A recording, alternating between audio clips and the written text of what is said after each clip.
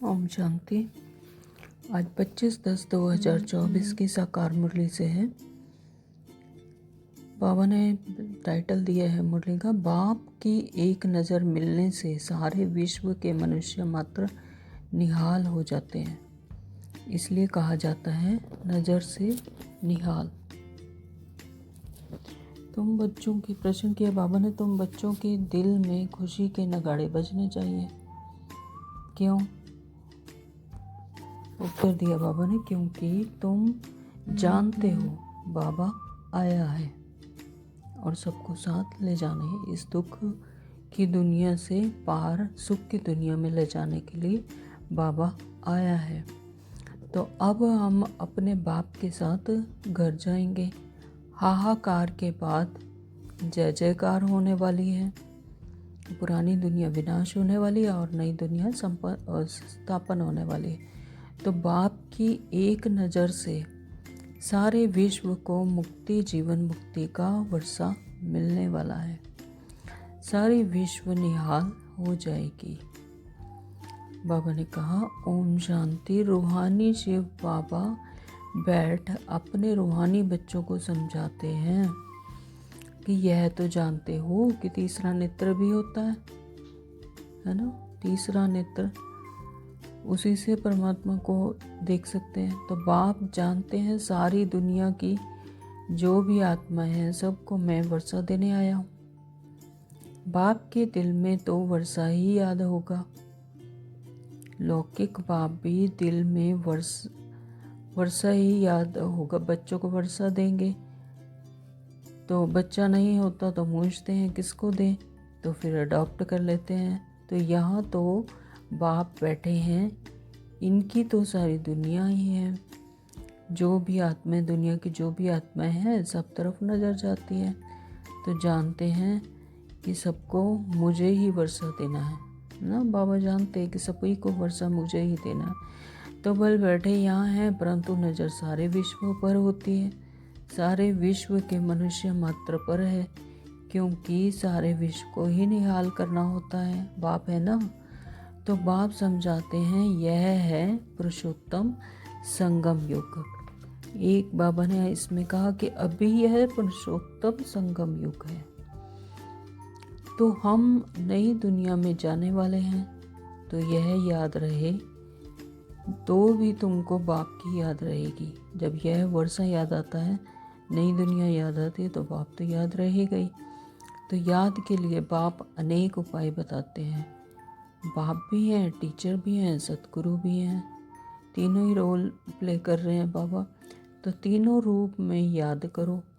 कितनी युक्तियाँ दे रहे हैं। याद करने की युक्तियाँ भी बाबा ही बता रहे हैं याद करने की। तो परंतु माया भुला देती है, लेकिन माया का भी अपना पॉम्प शो है, वो भी अपनी तरफ खींच रही है। 63 साल से उसके कब्जे में थे, तो वो भी अपनी तरफ से पूरा जोर लगाती है, परंतु माया भुला देती है। बाप जो नई दुनिया स्थापन करते हैं, बाप ने ही बताया है यह पुरुषोत्तम संगम युग है। यह याद करो। फिर याद क्यों नहीं कर सकते हो? तो युक्तियाँ बतलाते हैं याद की। फिर साथ साथ कहते भी हैं माया बड़ी दुष्टर है, घड़ी घड़ी तुमको भुलाएगी और देहाभिमानी बना देगी। इसलिए जितना हो सके याद करते रहो। उठते बैठते चलते फिरते देह के बदले अपने को देही समझो, यानी आत्मा समझो। यह है मेहनत। तो नॉलेज तो बहुत सहज है। बाबा कहते हैं नॉलेज सहज है। एक बाबा ने कहा कि जब वहाँ खाली हो जाएंगे तब तो शिव बाबा की बारात जाएगी, पहले से तो नहीं जाकर बैठेंगे। तो बाप सारी नॉलेज बैठ देते हैं। यह वर्ल्ड का चक्कर कैसे रिपीट होता है। सतयुग, त्रेता, द्वापर, कलयुग, फिर संगम होता है। तो गायन है, परंतु संगम युग कब होता है यह किसी को पता नहीं। तो तुम बच्चे समझ गए कि 4 युग हैं। यह है लीप युग, इसको मिड गेट भी कहा जाता है। तो श्री कृष्ण को भी मिड गेट में दिखाते हैं ना। तो यह है नॉलेज। आज बाबा ने धारणा के लिए मुख्य सार दिया है। नंबर 1, योग बल से अथाह सुखों वाली दुनिया स्थापन करनी है। योग बल से संकल्पों के बल से ही सुखों वाली दुनिया स्थापन करनी है। इस दुख की पुरानी दुनिया को भूल जाना है। यह दुख की दुनिया पुरानी अब भूल जाना है। तो खुशी रहे कि हम सचखंड के मालिक बन रहे हैं।